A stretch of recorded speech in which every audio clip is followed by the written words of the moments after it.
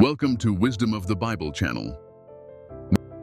In the Old Testament, there are numerous characters that receive little attention, especially those cloaked in mystery.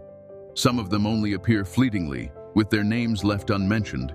Yet, through ancient writings and various biblical canons, we uncover more complete information about such individuals. In this video, I will delve into the background of Ham's wife, looking into her lineage and intriguing details. I will focus on how these rare mentions enrich our understanding. Ham's wife, recognized as the mother of African peoples, is our focal point. Revisiting the subject of those on Noah's Ark, we focus on the three wives of Noah's sons. I will present details regarding Ham's wife. These women on Noah's Ark belonged to Noah's household, enduring the great flood recorded in Genesis, an intriguing section of the Bible. They survived with their spouses, even though Scripture does not name them explicitly. Still, their presence is confirmed in Genesis 6:18, when God declared to Noah, "But with you I will establish my covenant. You shall come into the ark, you, your sons, your wife, and your sons' wives." Thus, our focus remains on the women who journeyed within the ark.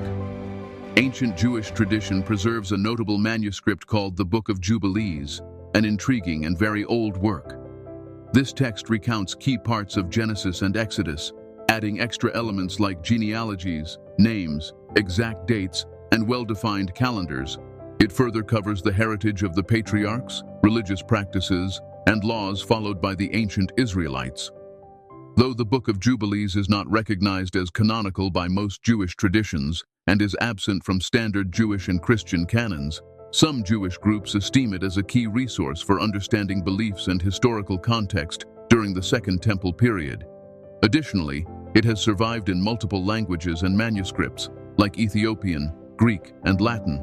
This writing is seen as canonical by the Ethiopian Orthodox Church and by certain Jewish converts known as Beta Israel, sometimes called Falashas or Falash Mura.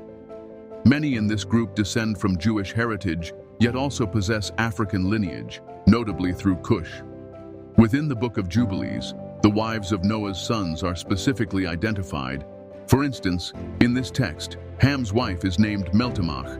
She is portrayed as the ancestor of numerous nations, including African populations and others linked to Ham and Meltamach. Meltamach stands out as the matriarch of African peoples. Her lineage branched across the continent, shaping multiple societies and civilizations. Her heritage remained firmly anchored in African history, affecting customs, languages, and ties to the land over countless generations. As stated in the Sibylline oracles, Meltamach experienced an exceptionally long life, extending for many centuries. She was part of the antediluvian era, predating the Great Flood. At that time, lifespans were extraordinarily long, sometimes nearing 900 years. Consequently, Ham's wife, Meltamach, lived for many centuries, offering a series of striking prophecies. The Sibylline oracles state that all three of Noah's sons' wives were prophetesses, sharing visions with their people and their lineage. Meltamach, like her counterparts, proved vital in handing down these revelations. In Christian sources from the 2nd century AD, particularly the Syriac Targum, which closely resembles the Book of Jubilees but emerged slightly later, we find a text also called Targum Pseudo-Jonathan, or Targum Yerushalmi II, an Aramaic rendering or paraphrase of the Old Testament, wrongly linked to Jonathan ben Uziel. Unlike the well-known Targum Onkelos for the Pentateuch or Targum Yonatan for the Prophets, the Assyriac Targum emphasizes the historical books of the Old Testament. Scholars surmise it was compiled between the 6th and 9th centuries AD. It stands out for its distinctive writing approach and marked deviations from more standard Targums. Today, the Assyriac Targum remains scarcely employed in Jewish or Christian circles, enjoying less familiarity than the better-known Targums. Even so, it sheds light on ancient scriptural interpretation and translation, offering scholars a window into Judaism's literary and cultural heritage of that era. The Christian author Saint Hippolytus also refers to a related tradition, altering the names of Ham's and Japheth's wives. He records that Ham's wife was Zedkit-Nabu, making her the spouse of Ham under that narrative. It is intriguing to observe a Christian tradition in which an ancient legend surrounds Ham's wife during the flood era. This story adds another layer of depth to the broader discussion. This legend claims that God told Noah to eliminate whoever first announced the onset of the flood. At that time, Ham's wife was baking bread, and as water unexpectedly burst from the oven, ruining the dough, she cried out that the flood had arrived. She proceeded to voice her alarm and declare the flood's beginning. Then, as told by this second-century Christian account, God withdrew that command so Noah would not harm his own daughter-in-law, sparing a close relative destined for survival. This aspect stands as a remarkable feature in Christian lore regarding Ham's wife. In Genesis 10 and the Book of Jubilees, we see that Meltamach, Ham's wife, bore 4 sons, Cush, Mizraim, Put, and Canaan. It is notable that Ham and Meltamach's first 3 sons fathered diverse groups, chiefly in Africa. Canaan, however, did not produce African peoples. He was the forefather of the Canaanites, or early Phoenicians of the Middle East, known for their long-standing conflict with the Israelites. Even though Canaan is not central in the biblical storyline, he remains linked to the land of Canaan. Canaan is regularly referenced as the territory promised to Abraham, Isaac, and Jacob following their travels. This area eventually encompassed sections of today's Israel, Palestine, Lebanon, and Jordan. It is compelling to see how these ancient accounts and traditions illuminate the background of various peoples and civilizations. One of the key peoples emerging from Meltamach's bloodline were the Sumerians, a famous society linked to Cush. The ancient Sumerian culture traced its beginnings to Cush's lineage, revealing deep historical roots. Notably, Nimrod pioneered Sumer, occupying the region referenced in Genesis, which later evolved into Babylon. Scripture depicts Nimrod as the first individual to achieve great might on earth, Genesis 10:8, mentioning he became a mighty hunter before the Lord. Additionally, he is recognized for founding a range of ancient Mesopotamian cities, including Babel, Iraq, Akkad, and Kalma. Many traditions highlight Nimrod's role in shaping early civilization and influencing various cultures. Moreover, many in that area descended from Semitic lines, such as the Akkadians, Chaldeans, Assyrians, Syrians, and Arameans. Remarkably, the Sumerians traced their lineage to Cush through Nimrod's legacy.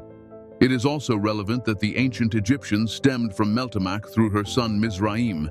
Mizraim's name is commonly linked to the territory that ultimately turned into Egypt in both biblical and historical contexts. Indeed, some translations use Mizraim interchangeably with Egypt. Even though he is not a major figure in biblical teaching, Mizraim remains historically important for his tie to that land. Egypt had a pivotal place in ancient Near Eastern history and appears frequently in the Bible, notably concerning the Israelites' enslavement and Moses' exodus. The ancient Nubians also descended from Meltamach and were commonly labeled Cush in old times, reflecting their link to Cush, a son of Ham and Meltamach. Scripture references the land of Cush in various passages, often highlighting the Cushites in historical and geographical narratives, particularly alongside Egypt. Occasionally, the term Cush is used in a broader sense to signify far-off or exotic regions. Beyond the Nubians, we should underscore that Ethiopia's peoples, as well as those of Eritrea, Somalia, and across Africa, trace their heritage to Ham and Meltamach.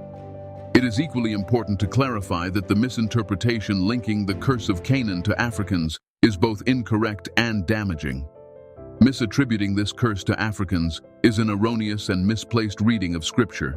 That notion arose from individuals who misconstrued the biblical narrative.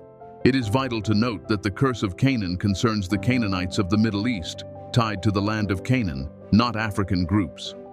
Misattributing this curse to Africans is an erroneous and misplaced reading of Scripture. The curse of Canaan comes from Genesis 9:20-27. After the flood, Noah plants a vineyard, drinks too much, and ends up exposed in his tent.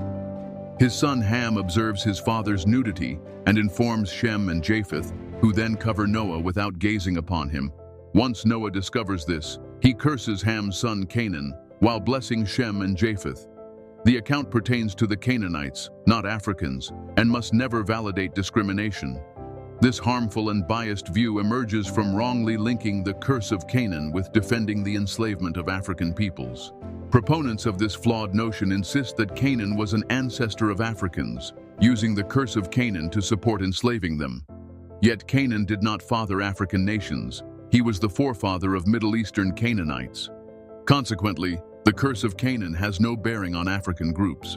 We appreciate everyone who has followed along this exploration of Ham's wife and her significant legacy. May this account encourage deeper interest in such seldom discussed figures from the scriptures. We hope this story fosters awareness and respect for diverse origins. Thank you for joining us, and we wish all continued blessings.